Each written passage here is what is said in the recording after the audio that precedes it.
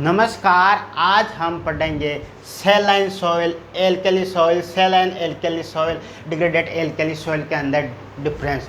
First definition, saline soil contain high soluble salt such as magnesium sulphate, sodium chloride आदि प्रकार के salt पाए जाते हैं।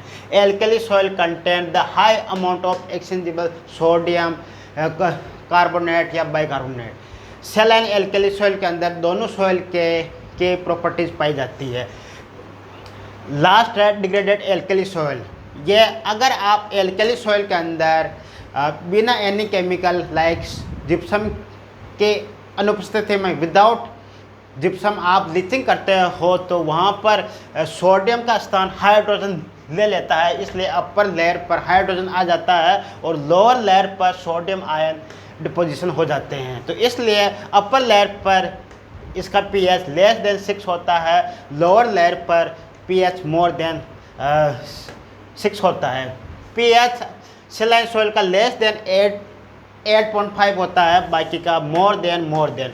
आगे से मोर छोटा है मतलब लेस देन, यहाँ बड़ा है तो मोर देन, यहाँ पर इसी है, यहाँ मोर देन, यहाँ लेस। सिर्फ लेस इसकी एल्कली सॉइल की होती है, बाकी की मोर होती है। एक्सचेंजेबल सोडियम परसेंटेज और sodium adsorption ratio. Sodium adsorption ratio का फॉर्मूला होता है sodium division under root calcium plus magnesium division 2। यहाँ लेस, यहाँ also less, more. The process salinization, salinization and alkalization. Salinization, soluble salt move upward from subsurface to surface and formation of void crust on the surface.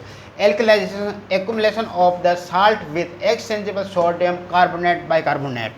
The soil structure normal, क्योंकि यहाँ पर calcium magnesium essential salt होते हैं, इसलिए flocculation होता है। Calcium के कारण फ्लोकुलेशन होता है। डी फ्लोकुलेशन, यहाँ पर एक्सेस सोडियम होता है, इसलिए यहाँ डी फ्लोकुलेशन होता है और स्ट्रक्चर डी डिस्पर्स होती है।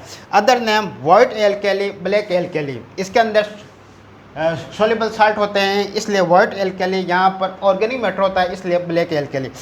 रशियन के अंदर इसको सोलन चाक बोलते हैं, इसको सोलन नेट बोलते हैं। थुर, उसर, लूनी और कसेर। यूपी के अंदर इसको थुर बोलते हैं, राजस्थान में इसको लूनी बोलते हैं, उसेर और कसेर।